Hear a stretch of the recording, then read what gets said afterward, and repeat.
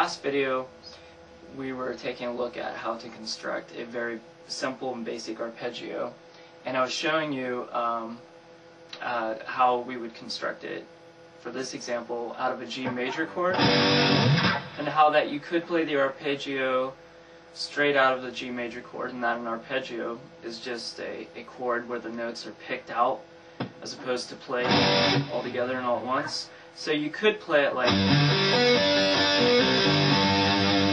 but last we were looking at how to actually build an arpeggio out of the G major scale, which coincides with that chord. So the G major scale being,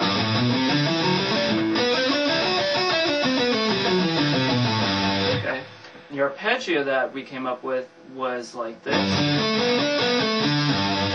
which was the 3rd fret on the low E, which is your root note, your G, the 5th fret on the A, and the 7th fret on the D string, 10th fret, or I'm sorry, 4th fret on the G, and the 7th fret on the G string, and then back down. Okay, so now it's a great thing to do, but I thought that would be even better if we added another chord for the purposes of modulation and for the overall structure of a song. So a simple chord progression would be the stereotypical G and C thing. So this is kind of almost like a power chord type of G. You can go up here and play a C up there using that same bar chord formation. A lot of you are familiar with it. Now what if we were to, after playing this arpeggio, come up to the next chord, which would be the C major. What if we were to play the C major scale over top of that? It's the same pattern, the same formation.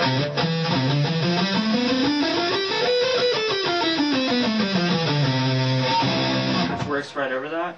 So what that means is that we can use that exact same fingering and pattern for the arpeggio that we made up in this C chord. So it would be the same pattern as,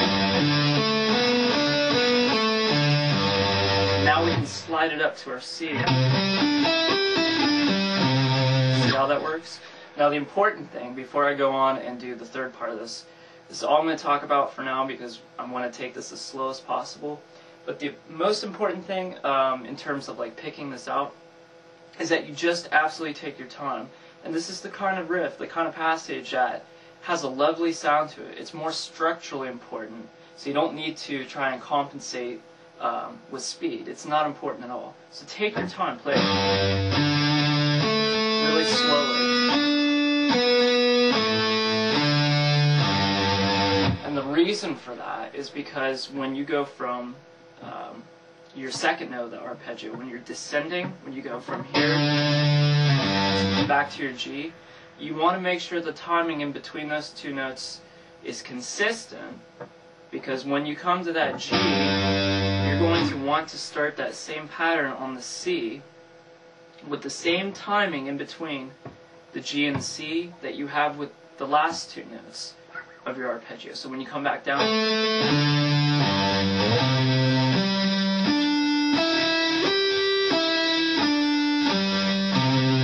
so if we play it a little faster,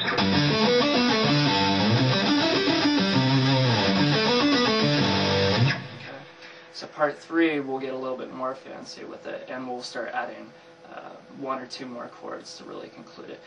Before I go, I'll go in for a close shot, because I've forgotten to do that so far, and I'll give you a close-up shot and call out the frets for you for the C position on that. So let me change shots real quick. Okay, so now we've already done the G arpeggio. Now we got to move it up to the C, which is your 8th fret on your low E string. So you're going to want to fret it with your index finger, and then take your middle finger and place it on the 10th fret of the A string,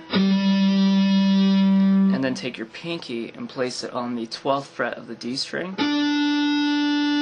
Then take your index finger and place it on the 9th fret of the G string, and then conclude it with the pinky on the 12th fret of the G string. So very slowly, it's like